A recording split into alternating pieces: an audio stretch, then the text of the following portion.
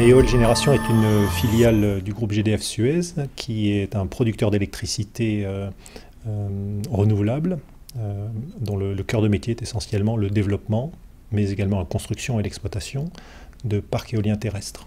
Éole Génération est un développeur éolien depuis 2001 et est entré dans le giron du groupe GDF Suez en 2008. À l'époque, c'était un développeur en devenir, puisqu'on n'avait que 6 MW d'installés, et à ce jour, nous avons 146 MW installés, une partie en Champagne-Ardenne et une partie en Bretagne.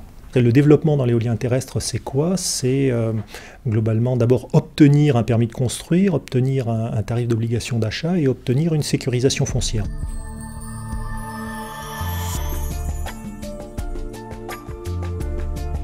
Dans les engagements que le fournisseur RTE nous demande de respecter, il y en a certains qui sont contraignants. Je pense particulièrement au fait qu'à partir du moment où on est rentré dans une logique d'obligation d'achat, nous avons effectivement des délais à respecter pour ne pas perdre cette obligation d'achat, sans que nous ayons, dans le délai imparti de 3 ans, la certitude de pouvoir construire, pour des questions qui peuvent être liées à l'acceptabilité, encore une fois, mais également à la contrainte financière qui peut peser. La conjoncture fait qu'un certain nombre de sociétés, et le groupe GDF Suez en fait partie, vont plutôt être dans une logique défensive, en tout cas protectrice, qui peut retarder certains projets en se disant voilà, on n'a pas de visibilité suffisante aujourd'hui.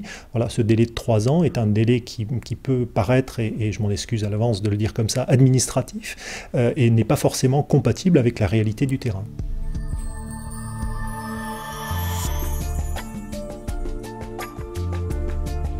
On est aujourd'hui avec des contraintes qui pèsent sur le métier de la production, du développement et de la construction, qui sont de plus en plus fortes, et donc forcément on attend de nos fournisseurs de plus en plus de souplesse. L'incertitude qui peut être associée au délai de raccordement qui n'est pas fixé, finalement le moment où on va pouvoir effectivement raccorder notre ouvrage ne fait pas l'objet d'engagements pénalisables vis-à-vis du fournisseur, fait que nos business plans sont grévés de risques qui sont donc à valoriser.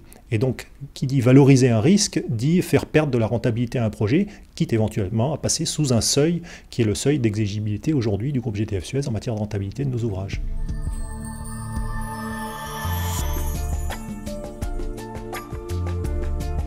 Aujourd'hui, les relations avec RTE sont des relations sur lesquelles on ne sent pas de frein, pas de difficulté. On discute avec des gens qui sont compétents, qui sont également inscrits dans des règles qui sont claires. C'est déjà bien. Maintenant, probablement que cette compétence et cette clarté peuvent devenir des atouts, mais également des freins à la capacité à mettre un peu de souplesse dans le dispositif.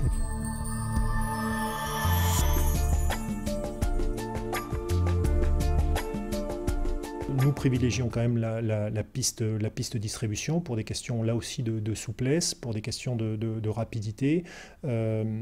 Mais voilà, on est aujourd'hui dans un certain nombre de domaines, et je pense que voilà, la fluidité et l'augmentation des capacités de production va faire qu'on va de toute façon être amené à avoir des réflexions plus larges et donc intégrant RTE en matière de réseau de transport. Le réseau sera un enjeu fort pour les ENR dans sa capacité à venir s'installer en termes de production locale.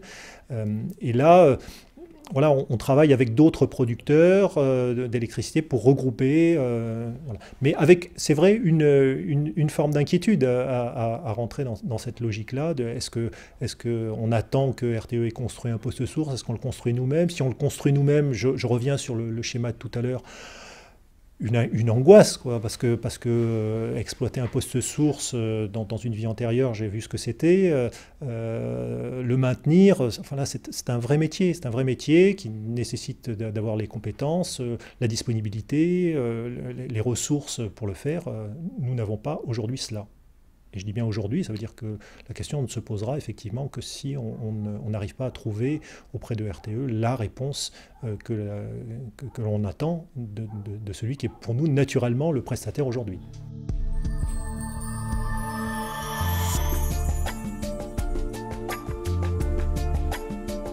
Les schémas établis structurellement pour accéder aux files d'attente et autres sont relativement clairs. Par contre, effectivement, d'identifier la bonne personne qui est capable de nous répondre à un certain nombre de nos contraintes techniques, de nos exigences également, ça c'est un peu plus difficile.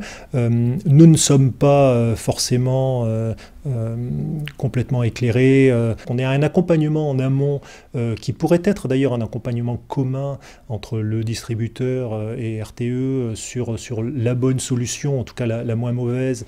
Je pense que ça serait un vrai plus.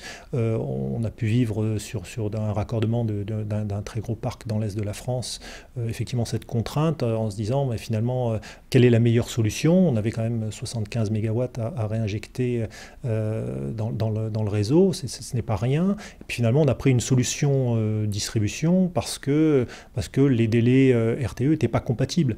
L'idée de RTE n'est pas de construire des postes sources pour absorber la puissance là où forcément elle n'est pas consommée, mais en même temps la production elle se fait là où nous producteurs on peut la faire, c'est-à-dire là où il y a du vent, là où il y a de la place, et là où il y a de la place il n'y a pas forcément beaucoup de consommation, on l'entend, mais en même temps la réalité c'est cela.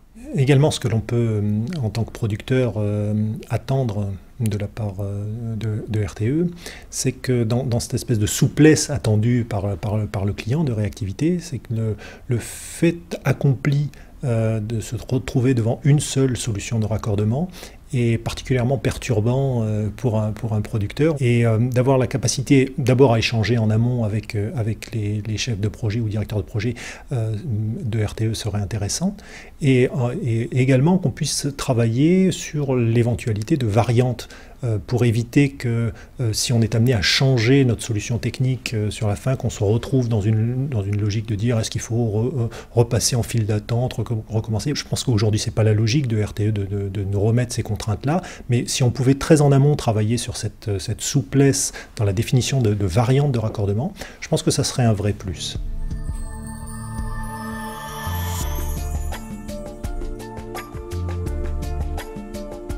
Aujourd'hui, l'ensemble des parcs qui sont construits sont encore des parcs jeunes, c'est-à-dire qu'un certain nombre de producteurs peuvent imaginer s'affranchir de rentrer dans une vraie logique de maintenance préventive, maintenance curative.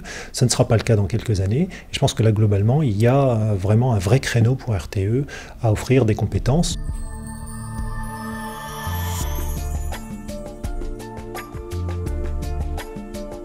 Je voulais dire aux gens qui sont dans la salle que la présence finalement et l'interview auquel je viens de participer montre finalement que l'écoute, l'attention portée au client est un enjeu fort à RTE, et de ce point de vue-là, c'est complètement rassurant et dynamisant aussi pour les équipes d'Éole Génération, et on vous en remercie.